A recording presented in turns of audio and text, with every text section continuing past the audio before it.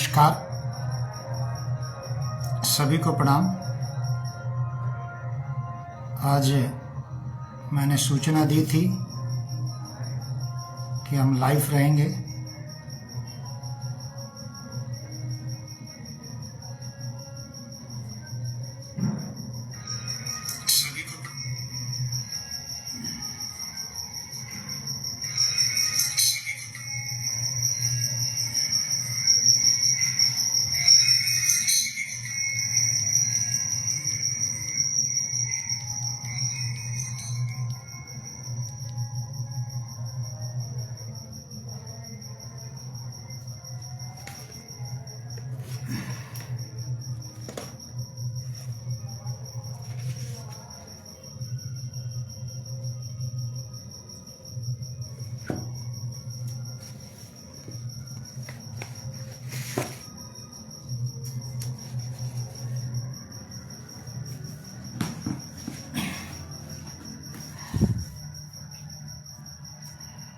सभी को प्रणाम।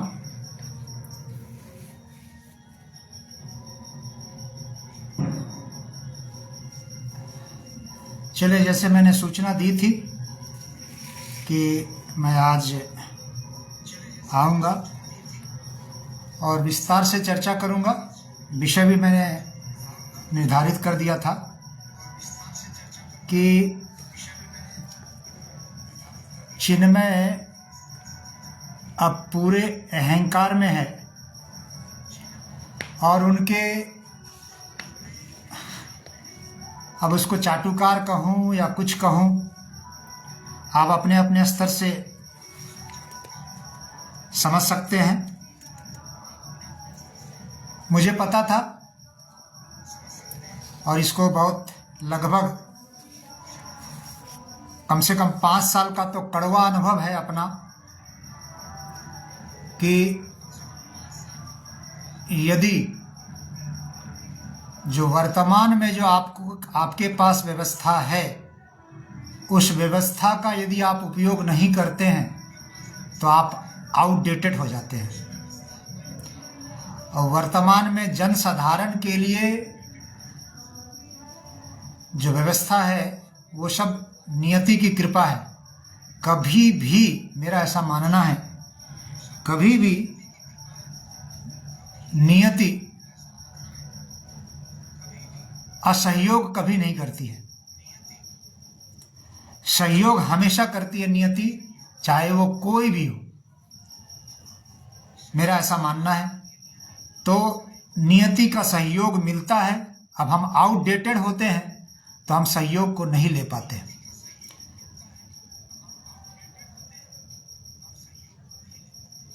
वर्तमान में सोशल मीडिया एक बहुत बड़ा ताकत है, बहुत बड़ी ताकत है अपनी बात को रखने के लिए।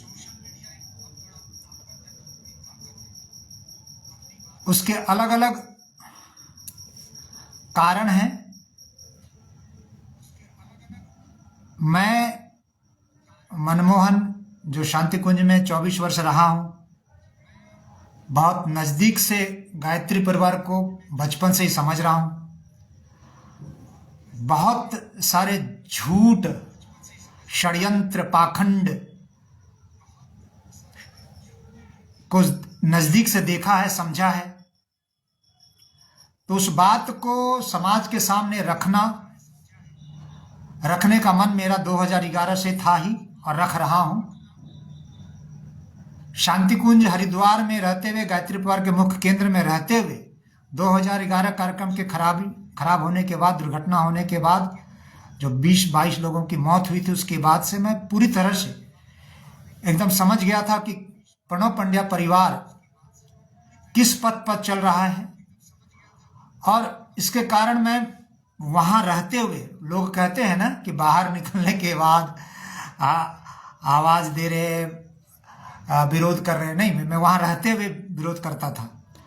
तो वो, और सोशल मीडिया का उपयोग वहाँ भी किया करता था। वहाँ निश्चित रूप से कम किया करता था, मगर जो बाहर से करते थे उनको सहयोग किया करते थे। जैसे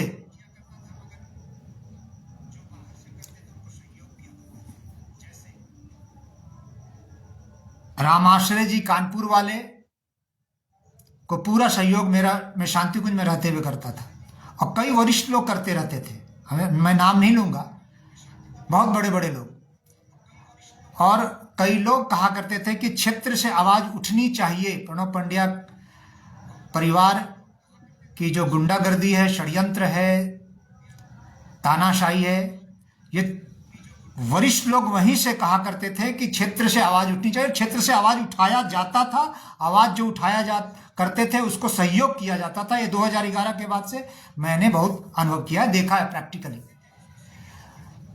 तो मैं वहां रहते हुए भी आवाज उठाया और आज भी उठा रहा हूं, और सोशल मीडिया का पूरा उपयोग कर रहा हूं। मेरा एकदम स्पष्ट मानना है, मुझे लगता है सब लोग इससे सहमत होंगे, कि जो भी इन्वेंशन होता है टेक्नोलॉजी का, तकनीक का जो इस्तेमाल कर लेता है, वह अपनी बात को पहुंचा सकता है दूर तक। और यदि तकनीक का इस्तेमाल यदि नहीं करते हैं तो समाज आपको अनइंस्टॉल कर देता है, ऐसा मेरा स्पष्ट मानना है। आप तकनीक का इस्तेमाल नहीं करेंगे, चाहे अच्छे या बुरे जो भी हो, तकनीक का इस्तेमाल यदि नहीं करेंगे किन्हीं भी कारणों से, और तकनीक का इस्तेमाल अधिकांश लोग भय, संकोच, शर्म के कारण, हेजिटेशन के कारण नहीं करते हैं, जानते हुए भी। मेरा एकदम स्पष्ट मानना है, मेरा तो कटु अनुभव है 5 साल का विशेषकर, कि तकनीक का जो इस्तेमाल कर लेगा उसकी बात पहुंच जाएगी और उसको बात समाज एक्सेप्ट कर लेगा, और जो यदि तकनीक का इस्तेमाल नहीं कर पाएगा ठीक से तो उसको समाज अनइंस्टॉल कर देगा। ये नियम है तकनीक का। इसलिए मैं सोशल मीडिया का पूरा इस्तेमाल करते हुए अपनी बात रख रहा हूं अपने समयानुसार। हाँ, श्यामलाल भावसार जी, आखिर आप क्या चाहते हैं? आपको शिकायत चिन्मय जी से है तो श्री राम शर्मा से तो नहीं है? पीले कपड़े पहनकर अपनी बात क्यों नहीं रखते? आप श्री राम के शिष्य हैं कि नहीं? ये पीला कपड़ा पहनना मुझे अब पसंद नहीं आता। सुन लीजिए, पीला कपड़ा पहन के प्रणब पंड्या यदि किसी का रेप करे श्यामलाल जी, तो अब मुझे पीला कपड़ा पहनने में शर्म आता है। मैंने देखा है, समझ लीजिए, इसका उत्तर दे चिन्मय से पूछ लीजिएगा। पीला कपड़ा पहनना और लोगों को ठगना, श्यामलाल जी ठीक कीजिए। मैं हिंदू मुस्लिम सबको पढ़ाता हूं, ठीक है। अब पीला कपड़ा से मुझे शौक नहीं रहा, ठीक है। यदि कोई यज्ञ वगैरह वगैरह करता हूं तो धोती कुर्ता जरूर पहनता हूं और उसका प्रदर्शन नहीं करता हूं। मुझे अब पीले कपड़े से शौक नहीं रहा, ठीक है ना। मैं गायत्री परिवार के प्रमुख को हर गलत काम करते हुए देखा पीले कपड़े में पहनकर, ठीक है। इसलिए पीले कपड़े का, और चिन्मय पंड्या जो पीले कपड़े पहने के अभी जो भीड़ बुलाया था ना श्यामलाल जी, भवसार जी, लोगों को कितना ठगा है ये अभी 1-2 साल में आपको पता चलेगा। कितना ठगा है, कितना पाखंड फैलाया है, ठीक है। इसलिए पीले कपड़े पहनने के लिए मुझे मत कहिए, पहनना ही नहीं चाहता हूं। जो गायत्री परिवार का प्रमुख शैलबाला पंड्या, प्रणब पंड्या पीला कपड़ा पहन के लोगों को ठगे, हजारों करोड़ ठगे, पाखंड फैलाए, उस पीले कपड़े को पहनने का क्या जरूरत है? हाँ, पंडित श्री राम शर्माचार्य जी वाला रहता पीला कपड़ा तो पहनते शान से। अब पहनने का मुझे शौक नहीं है। कई बार अखिलेश जी बोलते भी हैं, मैं अब एकदम पूरी तरह से मन को बना लिया हूं, पीला कपड़ा पहनना जरूरी नहीं है, नीयत साफ होनी चाहिए। कौन सा गायत्री परिवार को अब हम लोग सपोर्ट करें जो हिंदू मुस्लिम ठीक एकदम एक अलग अलग करता है? हमने पहली बार कहा था, सुन लीजिए श्यामलाल जी, यदि आप बहुत पुराने होंगे, आप बताइए ना कितने साल से मिशन से जुड़े, आप पहले बताइए तब हम आपका और जवाब देंगे। दीजिए जवाब। मैं आपके जब प्रश्न का उत्तर मैंने दे दिया, अब मेरे प्रश्न का उत्तर ये दीजिए कि आप कब से जुड़े हैं? श्यामलाल भावसार जी बहुत अच्छा प्रश्न किए थे, आपको जवाब मिल गया। गुरु जी का शिष्य होना, इसके लिए पीला कपड़ा पहनना कहां पर लिखा हुआ है बताइए? हाँ, सुरेश सैनी जी, पीला कपड़ा तो कालने में भी पहना था, इसीलिए अब हम पीले कपड़े से हमें एकदम ये है। मैं गायत्री परिवार के प्रमुख को जब पीला कपड़ा पहन के हर गलत काम करते देख लिया हूं सामने से, तब अब हमें क्या कहता है, पीले कपड़े पहनिए। हम श्यामलाल जी, अब आप बता दीजिए कि आप कब से जुड़े हैं, तब हम आपको और दूसरा उत्तर देंगे जो मेरे मन में है। तो मैं निवेदन कर रहा था सोशल मीडिया की ताकत, और जो आज मैंने वीडियो डाली है चिन्मय को इंगित करते हुए, उस पर मैं बहुत विस्तार से आऊंगा कि एक उदाहरण है छठ वाला, आपको याद दिला दे सबको, ठीक है ना। छठ पर्व के लिए एक विशेष कृत्रिम आर्टिफिशियल एक घाट बनाया गया था दिल्ली में, यमुना नदी के किनारे, आर्टिफिशियल, और उसको साफ सुथरा किया गया था। मैं बीजेपी गवर्नमेंट, मोदी गवर्नमेंट का भी मेरे को अधिकार है, मैं उसका वोटर रहा हूं, बीजेपी को सपोर्ट करता रहा हूं, मगर वर्तमान में अब नहीं करता हूं। बहुत सारे कारण है, आपको बताऊंगा भी। तो वो छठ घाट में कृत्रिम बनाया गया था, और घाट बनाया गया था, और रेखा गुप्ता जो मुख्यमंत्री आदि आदि सब लोग ने खूब, अंजना कश्यप आदि आदि ये सब लोग जो जिसको गोदी मीडिया कहते हैं, खूब प्रचार किया कि वाह वाह बहुत गमना साफ हो गया। झूठ। मगर सौरभ भारद्वाज जो आम आदमी पार्टी के अच्छे नेता हैं, उन्होंने उसकी फैक्ट जानकारी ली, और पूरा सोशल मीडिया के माध्यम से, उनको कोई इलेक्ट्रॉनिक मीडिया ने सपोर्ट ज्यादा नहीं किया, मगर वो व्यक्ति अकेले और 2-4 लोगों को लेकर खूब उसका कहा कि देखिए झूठ को सत्य, मतलब असत्य था उसको सत्य बनाया जा रहा था, तो सत्य को रखा समाज के सामने। छठ के पहले 2-4 दिन जम के, मोदी जी वहां नहीं गए, उस कार्यक्रम को कैंसिल करना पड़ा। ये बहुत रिसेंट की बात है, ये बहुत शानदार उदाहरण है, और बहुतों को पता है। ये सोशल मीडिया की ताकत है, एक व्यक्ति जब अपनी बात रखते रहे तब। इसलिए मैं कहता हूं टेक्नोलॉजी का जो इस्तेमाल नहीं कर पाएगा, उसको समाज वर्तमान में अनइंस्टॉल कर देगा, आउटडेटेड कर देगा। इसलिए टेक्नोलॉजी का इस्तेमाल करना चाहिए। यदि वो प्रणब पंड्या परिवार हम सब के बारे में झूठ फैला सकता है कि हमारे बारे में ये कहा कि इसने तो विदेशी मिशनरी से षड्यंत्र है, क्रिश्चियन मिशनरी से षड्यंत्र है, मुसलमानों से षड्यंत्र संस्था से जुड़ा हुआ है, ये करोड़ों कमाया है, वहां से फंड आ रहे हैं, दिल्ली में घर बनाया है, BMW कार आदि आदि आदि आदि सब कुछ फैलाया। किससे फैलाया? सोशल मीडिया से फैलाया ना, सोशल मीडिया से फैलाया। और एक बैतुल का लड़का मुझे फोन किया कि तुम तो इतना कमा लियो फलाना ढिकाना, तो मैंने उसको गरियाया एकदम, बोले साले तू पढ़ा लिखा आदमी है, मेरे को दिखाओ तो कहां पर है। तो वो एक जमाना था, 1 साल 5 साल पहले खूब झूठ फैलाया हम लोग के बारे में, और लोग झूठ मान लिए। तो अब मेरा पूरा अधिकार है कि सत्य को रखा जाए, तो सो रख रहे हैं, टेक्नोलॉजी का इस्तेमाल कर रहे हैं, मेरे पास है जितना साधन है, सामग्री है, उसे मैं रख रहा हूं। हाँ, रही बात अब जो मैंने कही कि अब झूठा केस बनाया जा सकता है, ये झूठा केस बनाया गया है, हमको पता था। ये जो चिन्मय बीजेपी के, चाहे वो अमित शाह हो चाहे कोई हो, सबको बुला बुलाकर अपना शक्ति प्रदर्शन किया, इसका पीछे कारण क्या है? और दूसरी संस्था को क्यों नहीं बुलाया, और दूसरी पार्टी को क्यों नहीं बुलाया? ये बहुत बड़ा प्रश्न है। युग निर्माण फिर क्यों? बीजेपी ही शासन में जो है उनको बुलाया, क्यों बुलाया? कि उससे पुलिस से कनेक्शन बढ़ जाता है, ऐसे लोगों को बुलाकर, और उसका सहयोग लिया जाता है। अब भविष्य में सब पता चलेगा कितना दक्षिणा दिया, हो सकता बहुत मोटा रकम दिया हो, तब ना आए हो।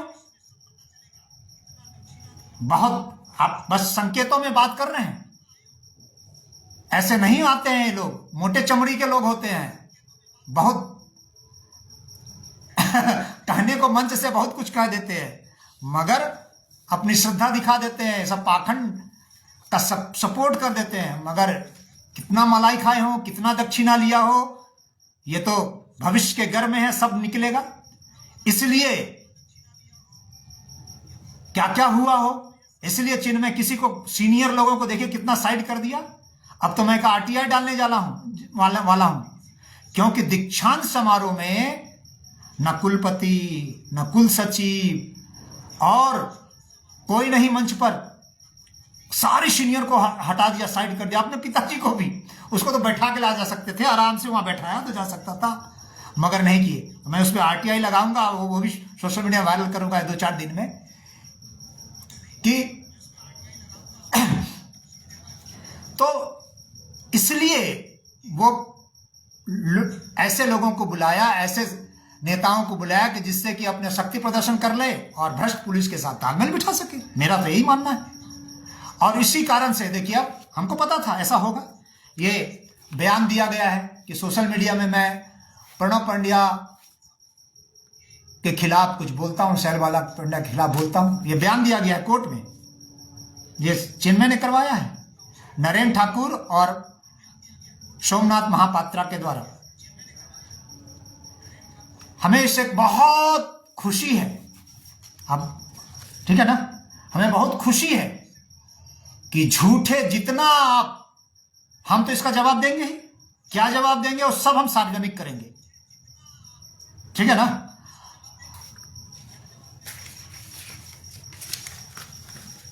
और हम क्या क्या करेंगे, जब हम प्रमाणित ढंग से रख देंगे। इन्होंने दे दिया तो मैं उसको आउट कर दिया। इन्होंने मेरे खिलाफ चिन्मय के आदेश पर कोर्ट में दे दिया है इसी 7 जनवरी को कि मैं सोशल मीडिया में प्रणब पंड्या के खिलाफ बोलता हूं। मैं तो खुलेआम बोल रहा हूं, बोलता हूं। मैं कोर्ट में भी बोलूंगा, बोलता हूं। क्यों बोलता हूं अभी नहीं बोलूंगा आप लोग के सामने। जब बोल दूंगा, वो लिखित आ जाएगा, वो सभी सार्वजनिक कर दूंगा क्यों बोलता हूं। उसके बाद देखते हैं, ये जज को खरीदते हैं कि क्या खरीदते हैं, मगर मैं लड़ूंगा। देख ले, लड़ूंगा, जम के लड़ूंगा। यही गलती हुई थी, मैं ऑन रिकॉर्ड बोल रहा हूं, वीरेश्वर उपाध्याय जी जैसे लोग से, मगर उन्होंने स्वीकार कर लिया। इसलिए मेरी श्रद्धा उन लोगों के साथ है। गौरी शंकर भाई साहब, वीरेश्वर उपाध्याय जी, बलराम सिंह परिहार जी और उनके ग्रुप को डिस्टर्ब करने के लिए वो बदनाम किया गया उस जमाने में। उस जमाने में सोशल मीडिया नहीं था, झूठ फैलाया गया। और तो और टोटल 52 केस किए गए थे, 52 झूठे। और इसमें वीरेश्वर उपाध्याय जी कई केस में शामिल थे, झूठे केस में परिहार जी के खिलाफ। ये वीरेश्वर उपाध्याय जी की गलती थी। गौरी शंकर भाई साहब, ऑन रिकॉर्ड बोल रहा हूं, मैं सब कागज देखा हूं कोर्ट के। इन लोगों ने गलती की थी, इन लोगों ने झूठे केस किए थे। आप देख लीजिए, झूठे केस करवाया प्रणब पंड्या ने, झूठे केस करवाया शैलवाला पंड्या ने। किसके द्वारा? वीरेश्वर उपाध्याय जी के द्वारा, गौरी शंकर शर्मा जी के द्वारा। और सब लोगों को कैसे करके देख लीजिए क्या कर दिया। इनकी कार्यशैली देख लीजिए, सबको छटाई कर दिया। वही चीज अब ये लोग नहीं समझ पा रहे हैं। उन लोगों तो लास्ट में समझौता कर लिया कि कोर्ट कचहरी क्या करना, मगर मैं कोर्ट कचहरी में कोई कमी नहीं करूंगा। ध्यान रखिएगा। आज हमारे हर महीने मैं मेहनत करके अभी कमा रहा हूं, पढ़ा लिखा कर 10,000 रुपया हर महीना मेरा जा रहा है कोर्ट कचहरी में। कोई दिक्कत नहीं, पसीने का लग रहा है, मैं लगाएंगे और लगाएंगे। और टेक्निक भी हम समझ गए हैं, कैसे कैसे केस लड़ा जाता है हर तरह से। उन लोग समझौता कर लिए थे, परिहार जी का ग्रुप, गंगा सिंह आदि आदि, वेद प्रकाश जी, ये लोग। मगर हम समझौता नहीं करने वाले हैं, हम लड़ेंगे। और लड़े हैं तो सुप्रीम कोर्ट में जाके कहता हालत खराब हुआ है शैलवाला पंड्या प्रणब पंड्या का। अब ये मुर्गा बन के आया है।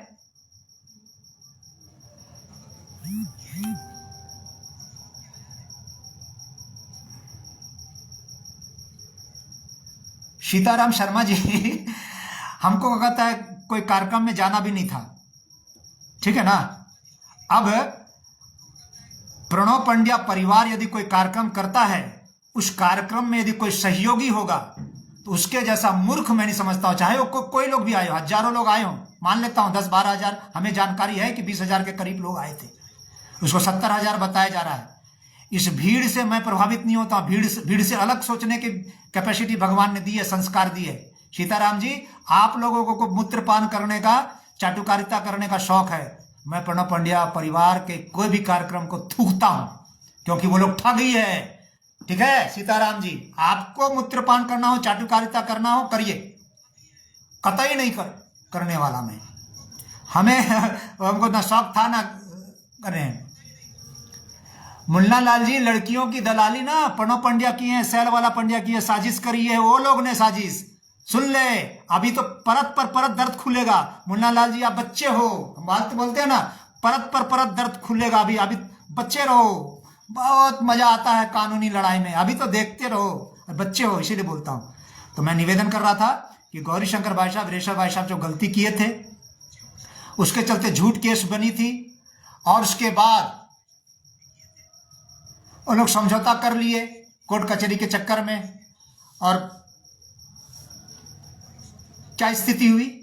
मगर अब समय बदला है, अब एकदम समय बदला है, सोशल मीडिया का जमाना है, तकनीक का पूरा जमाना है, अपनी बात आप रख सकते हैं। और जो नहीं करता, मैं बार बार आज रिपीट करूंगा, उसको समाज अनइंस्टॉल कर देता है। आज के जमाने में बात रखनी चाहिए हमें। मैं इसीलिए फेसबुक में रखा हूं जेल डेज मनमोहन। मैं एकदम स्पष्ट लिखता हूं कि मुझे करप्ट पुलिस ने, प्रणव पंड्या और करप्ट पुलिस ने मिलकर मुझे जेल भेजा, जिसको सुप्रीम कोर्ट ने खारिज कर दिया।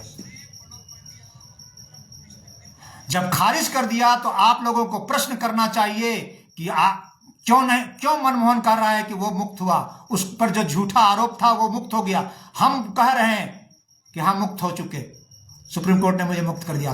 प्रणव पंड्या से आप क्यों नहीं पूछते हैं, शैलबाला पंड्या से कुछ नहीं होते, आप मुक्त हुए क्या, आप पर जो आरोप क्या था वो सत्य है क्या। जब नहीं पूछ सकते हैं तो मेरे से पूछने का आपको अधिकार ही नहीं है। और अभी तो रुके रहिए, अभी देखिएगा, समय आने दीजिए। जो चिन्मय अपने आप को बचाने का कोशिश कर रहा है ना नेताओं के साथ, देखते हैं कितना बचता है। ठीक है ना। मुझे एक जानकारी मिली है,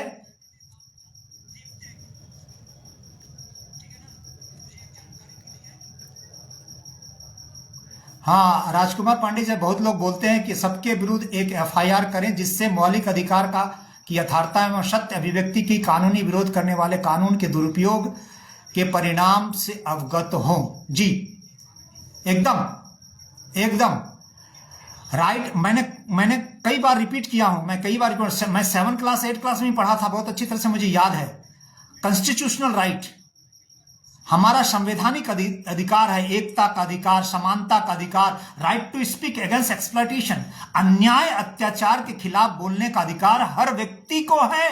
मगर यहां डराया जाता है कि नहीं बोलिए, बोलेंगे तो आपके खिलाफ हो जाएगा। भ्रष्ट पुलिस कर सकता है, मगर यह भी ध्यान रखिएगा, जो झूठ केस करता है उसके खिलाफ भी एफआईआर होता है, और वो बड़ी खतरनाक होता है। अभी चिन्मय कितना बचाव कर रहा है, देखते हैं कितना बचाव करता है। जो झूठे केस के खिलाफ जो एक्शन होता है बहुत खतरनाक होता है। अभी कब तक बचाता है बीजेपी के लोग, देखते हैं।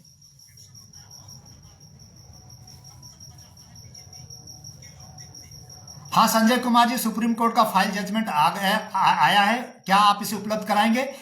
प्रणव पंड्या और शैलबाला पंड्या ने सोशल मीडिया में इस बात को रखने के लिए फाइल डाली हुई है कि ना रखें यही तो मजे की बात है। और मैं पुनः डाला हूं संजय कुमार जी कि मुझे मौका दिया जाए सब कुछ खोलने का सोशल मीडिया में। प्रणव पंड्या शैलबाला पंड्या ने डाला हुआ है कि ना रखा जाए, और मैं डाला हुआ हूं कि रखने का मुझे मौका दिया जाए। यदि कोर्ट मुझे मौका देगा तो मैं रख दूंगा। अभी मुझे रोका है इसलिए नहीं रख पा रहा हूं। संजय कुमार जी बात को समझ गए होंगे। एक एक फाइल मैं खोलना चाहता हूं, मगर सुप्रीम कोर्ट ने रोक लगा दी है, इसलिए मैं रोका हूं प्रणव पंड्या शैलबाला पंड्या की बात पर। तो आप देखते हैं।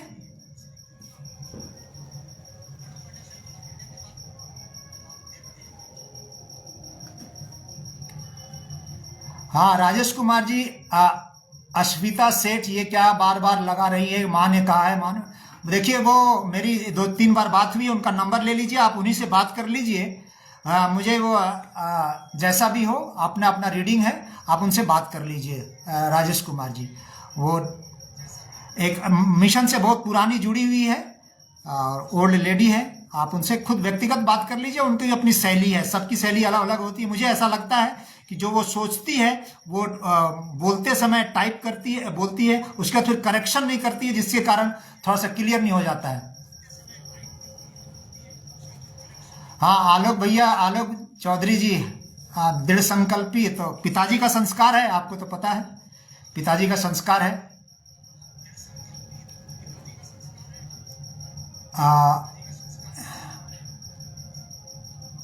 ठीक है।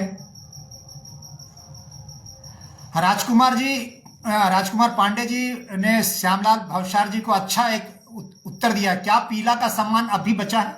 जी हाँ, गायत्री परिवार की जो पहचान है 80%, पहले क्या थी वो भी हम लोग देखे हैं। आज डफली बजाने वाला सस्ता पुजारी हो गया श्यामलाल जी, समझे? डफली बजाने वाला और सस्ता पुजारी, कितना डाउनवर्ड हुआ है, कितना ग्राफ गिरा है गायत्री परिवार का। इसलिए पीला कपड़ा के लिए दबाव मत बनाइए।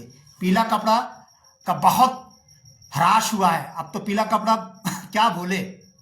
जब हम गायत्री परिवार के प्रमुख को और वरिष्ठों को, कुछ वरिष्ठों का नाम नहीं लेता हूं, क्या बोलेंगे। गंदा कार्य करते देखा हूं ना, बड़े बड़े नाम हैं। इसलिए मेरी पीले कपड़े के प्रति कोई भी श्रद्धा अब नहीं है, एकदम खुले बोलता हूं। और बनावटी मेरा कभी रहा है ना रहेगा। मैं चाहता हूं, मैं वो गायत्री परिवार देखा हूं जहां दीपक डेविड, एक क्रिश्चियन व्यक्ति, मेरे साथ काम किया। मैं वो गायत्री परिवार का काम किया हूं जहां मेरे साथ जहांगीर मोहम्मद मेरे साथ काम किया है। ठीक है, हिंदू मुस्लिम सिख कुछ नहीं रहा है। श्यामलाल जी, मैंने गीत गाई थी, मैंने वो गीत गा के मेरे पिताजी सुनाया करते थे। गिरजा गिरे न मस्जिद टूटे, वह मंदिर निर्माण करे, प्रतिमा करे प्रतिष्ठित जिसमें मानवता के त्राण। क्या बात था, क्या गीत था। वो संगीत का मिशन का सार था। उस गीत को मेरे पिताजी गाया करते थे और उस गीत को सुनकर, उस गीत के भाव को सुनकर हम मिशन में दौड़े दौड़े आए थे, काम करते थे और फिर शांति कुंज चले गए। वो भाव था। ये मिशन तो अब हिंदू मुसलमान करने लगा। अब पीला कपड़ा क्यों पहने हम लोग का था कि हम सबको लेके चलेंगे, जाति वंश सब एक समान, एक पिता के सब संतान। कहां रहा जाति वंश प्रांतीय भावना, जाति भावना, सब कुछ का कहता है, सर्वत्र दिखता है अब इसलिए अब पीला कपड़ा का सम्मान है, बचा ही नहीं है। बस करते रहिए जो लोग कुछ, ठीक है, एक सस्ते पंडित के तरह से डफली बजाते रहिए, लोग करते रहेंगे वो। और लोगों को, कई लोग तो ठग रहे हैं, कई लोग तो पीला कपड़ा पहन के लोगों को ठग रहे हैं। बस हवन कराना, पूजन कराना बस काम है, और रसीद कटाना। कई उदाहरण है, कई बार हम बोल चुके हैं। ठीक है, ये इन्होंने किया है, कोर्ट केस किया है, कोई दिक्कत नहीं है मुझे, मैं लड़ूंगा। और मैं और चुनौती देता हूं। नरेंद्र ठाकुर, सोमनाथ महापात्रा जैसे और भी जिनके जो धोती खोलकर, धोती उठाकर चमचागिरी कर रहे हैं, वो भी आ जाएं मैदान में मेरे खिलाफ। मैं पूरी जिम्मेदारी लेता हूं। आज पुनः फिर से रिपीट कर रहा हूं कि सोशल मीडिया में मैं बोल रहा हूं, मैं पूरी जिम्मेदारी के साथ बोल रहा हूं और बोलूंगा। और यही बात मैं और क्या क्या बोलूंगा, कोर्ट में पूरा स्वीकार करूंगा। और कोर्ट कहेगी तो डिलीट करो, तो नहीं करूंगा, ये भी आज बोल दे रहा हूं, कुछ डिलीट नहीं करूंगा। मैं चाहता हूं कि प्रणब पंड्या परिवार की असलियत दुनिया में जाए, क्योंकि असलियत गई नहीं है। मैं इसलिए असलियत लाने के लिए हूं और ला के रहूंगा। सुनील कुमार जी, तुमको जितना जेलसी क्यों है, समझ में आ रहा है कि तुम अपना समर्थ साधने आया होगा, वो स्वार्थ साधने आया होगा, वो पूरा नहीं। हाँ, तुमको मिर्ची अच्छा नहीं लगा। हाँ, मेरा स्वार्थ था।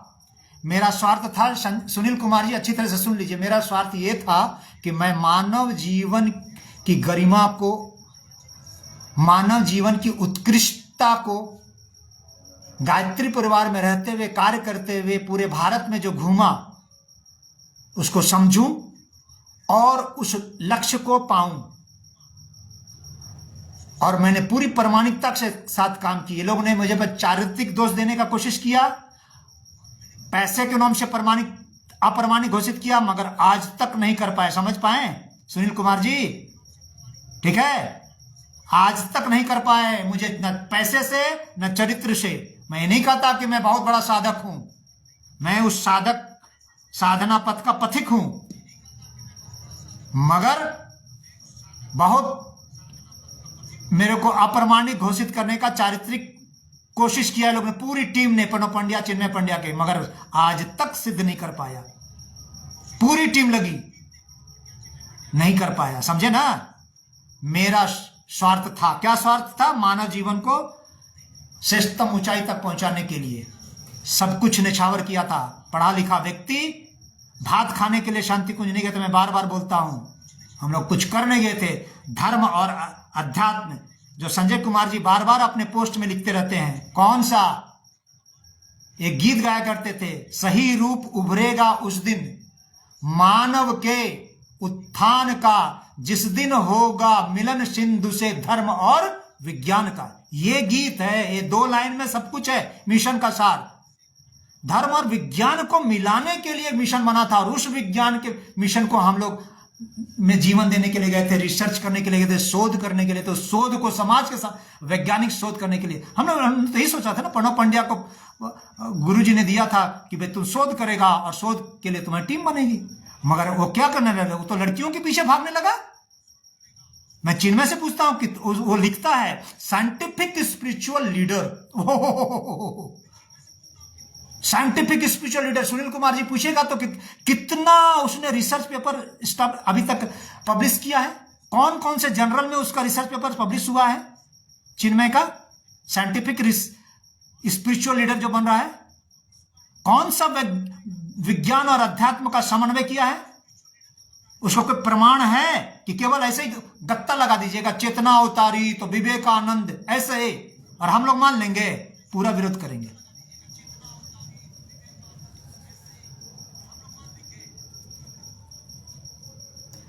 सुनील कुमार जी, आपके जैसे कुछ मूर्ख लोग रहते हैं जो नहीं सिद्ध कर पाएंगे, है ना, कि प्रणब पंड्या का कहता है चरित्रहीन है, हम कहते हैं खुलेआम चरित्रहीन है। आप कीजिए मेरे पर केस, कोर्ट में जवाब देंगे आपको। समझे? प्रणब पंड्या विवेकानंद बनना चाह रहा था, अब उसका बेटवा बनना चाहता है। स्वामी विवेकानंद 2011 में गुरुजी माताजी का फोटो और नीचे में शैलवाला पंड्या, प्रणब पंड्या का फोटो बिक्री होने का पूरा प्लानिंग था कि घर घर में ये भगवान बनकर, चेतना अवतारी बनकर पूजा जाए। मगर हुआ? आज तो 5 साल से 6 साल से कमरे में पड़ा हुआ है। भगवान बन पाया? उसका बेटवा नहीं बन पाएगा, देख लीजिएगा। अभी तो देखते रहिए कब तक बीजेपी बचाती है, देख लीजिए।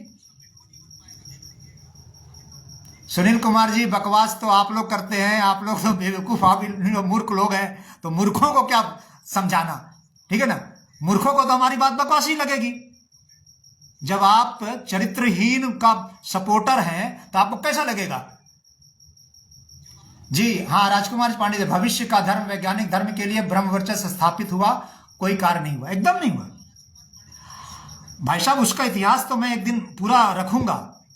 मुझे 2 लोग बुला रहे हैं जो ब्रह्म वर्चस्व में रहे हैं, राजकुमार जी भाई साहब, जो ब्रह्म वर्चस्व में रहे हैं, वो पूरा इतिहास हमको सुनाए हैं फोन में।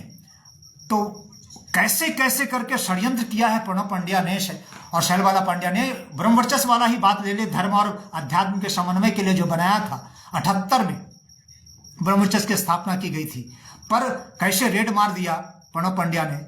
मैनेजमेंट में जाके जबरदस्ती कूद गया और अय्याशी करने के लिए, तानाशाही करने के लिए, गुंडागर्दी करने के लिए। तो वो पूरा इतिहास बताऊंगा आपको।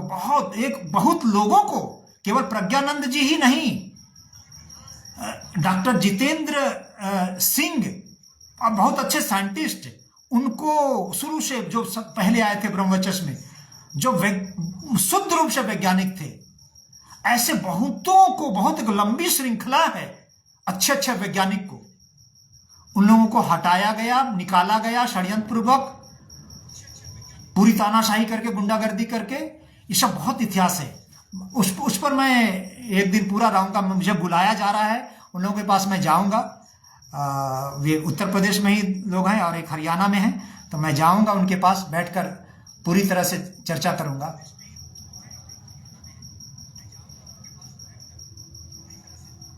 हाँ मुन्ना लाल जी मुन्ना, तुम बच्चे हो, तुमको तो क्या कहता है ये करेंगे। हाँ, मैं बस एक और निवेदन करके अपनी बात समाप्त करूंगा।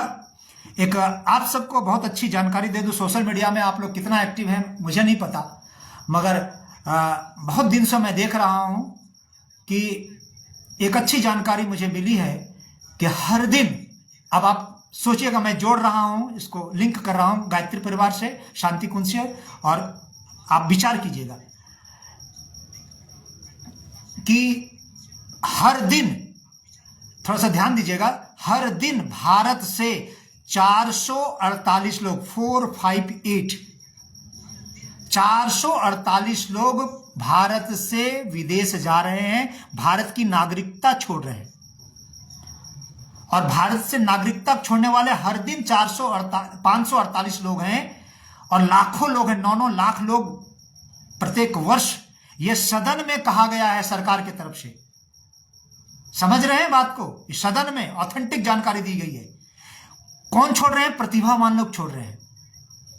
क्यों छोड़ रहे हैं? और 2021 से बहुत ज्यादा हुई है, बढ़ रही है। क्यों छोड़ रहे हैं? इसलिए कि यहां की न्याय व्यवस्था गड़बड़ है, यहां भ्रष्ट व्यवस्था है, यहां सुरक्षा नहीं है, यहां शिक्षा की बहुत कमी है। फिर से मैं रिपीट कर रहा हूं, 548 लोग प्रतिदिन, प्रतिभावान लोग भारत छोड़ रहे हैं, लाखों लोग भारत छोड़ रहे हैं, प्रतिभावान लोग। यह सदन में दी गई बात है, सरकार द्वारा बात रखी गई है, ऑथेंटिक जानकारी दी गई है। क्यों प्रतिभावान क्यों छोड़ रहे हैं? क्योंकि यहां की न्याय व्यवस्था कमजोर है, यहां भ्रष्ट व्यवस्था है, यहां की शिक्षा व्यवस्था बहुत घटिया स्तर की है। आपको पता होगा कि चाइना का 2 यूनिवर्सिटी अभी टॉप किया है ऑल वर्ल्ड में, हार्वर्ड यूनिवर्सिटी को पीछे कर दिया है। क्यों? हम लोग तो यही सोचे थे ना कि तक्षशिला आनंदा स्तर का, यह प्रणब पंड्या ने कहा था ना, चिन्मय का बाप कहा था ना कि हम तक्षशिला नालंदा बनाएंगे, धर्म और विज्ञान का समन्वय करेंगे और रिसर्च देंगे दुनिया को, तब ना हमारे जैसे लोग जुड़े थे। तो फिर प्रतिभावान लोग क्यों रहेगा? जब प्रतिभावान नहीं रहेगा, जब प्रणब पंड्या के जमाने से प्रतिभावान लोग कटते जा रहे हैं, खटते जा रहे हैं, भागते जा रहे हैं, तो चिन्मय की बात को प्रभावित हो जाएगा लोग। बस कुछ भीड़ होते हैं, कुछ धर्म के नाम पर, भगवान के नाम पर रहते हैं, मगर ये क्या भीड़ इनका सहयोगी बनेगा, रिसर्च करेगा, धर्म, इतने इतने जो 5,000 शक्तिपीठ है साहब। मुझे परसों फोन आया है सहारनपुर से, मुजफ्फरनगर से और नागपुर से, और ये सब लोग ट्रस्टी हैं, ये सब लोग दिग्गज हैं। बोले मिशन कहां चला गया? ये खुद बोले, ऑन रिकॉर्ड है मेरे पास, ये मिशन कहां चला गया? कुछ होता नहीं। परिव्राजक जो भेजते हैं, परिव्राजक बस वही कि 3,200 किताब, ये गुरुजी ने 24 लाख का 24, और किसका कोई प्रमाण नहीं। अब ये लोग सब स्वीकार करने लगे कि गुरुजी की भी कुछ बातें को मैं स्वीकार नहीं करता हूं। बड़े बड़े लोग कहने लगे, प्रमाण दो ना, किसी चीज की प्रामाणिकता ही नहीं है। प्रामाणिकता से जीवन चलता है, प्रामाणिकता से विकास होता है, प्रामाणिकता के आधार पर प्रतिभावान आपके साथ रहते हैं, लंबा समय करते हैं। भारत छोड़ रहा है तो गायत्री परिवार को ये लोग ऐसे मान लेंगे? प्रतिभावान लोग जो विश्वविद्यालय में है वो डिग्री ले रहे हैं, डिग्री लेने के बाद बस टाटा बाय बाय करने वाले हैं। बहुत सारे लोग निकल रहे हैं, चले जाएंगे डिग्री लेके। ये सब जो थोड़ा सा भात खाने वाले लोग हैं, जय जयकार करने वाले हैं, झंडा उठाने वाले लोग हैं लंबे समय तक, उनके लिए तो मैं क्या कहूं। अब ये लोग, इनका ईश्वर ही मालिक है। ठीक है, तो बस अपनी बात आज की रख दी। राजेश कुमार जी कुछ क्या लिखा? जो नहीं दे सका कोई आज तक, परम पूज्य गुरुदेव ने दे दिया। आपने पूज्य गुरुदेव को जितने भी जन्म मिले, आपका परिवारक शिष्य बनता रहूं। स्वयं भगवान हमारे गुरु, परम सौभाग्य हमारा है। ठीक है राजेश कुमार जी, आपकी भावना है, मगर और एनालिसिस कीजिए। मैं निवेदन करूंगा, गौतम बुद्ध को भी पढ़िए, ठीक है ना। गौतम बुद्ध और आनंद जो उसका परम शिष्य था, उसके बीच जो अंतिम समय में जो वार्ता हुई है, उसको भी पढ़िएगा, ठीक है ना। लकीर के फकीर बने मत रहिए। मेरा निवेदन है, आगे आपको समझना है। समय सब बहुत करवट ले रहा है और करवट लेगा। बहुत जमाना तेज से बहुत स्पीड से बढ़ रहा है। बात अब ट्रांसपेरेंसी की है, पारदर्शिता की है। जो सत्य होगा वही बाहर आएगा, जो असत्य होगा उसको छांट दिया जाएगा। और ये सोशल मीडिया बहुत बड़ी ताकत है।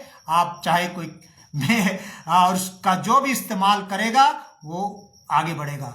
ठीक है, इसके लिए हम तो पूरी तरह से तैयार हैं। आप लोग भी अपने स्तर से करते रहें। मैं पुनः निवेदन करता हूं, जो भी चाटुकार लोग हैं प्रणव पंड्या परिवार के, उनको लगता है कि मैं सोशल मीडिया में जो बोल रहा हूं और वो गलत बोल रहा हूं, तो मेरे खिलाफ जाइए। जैसे अभी गया है ना ये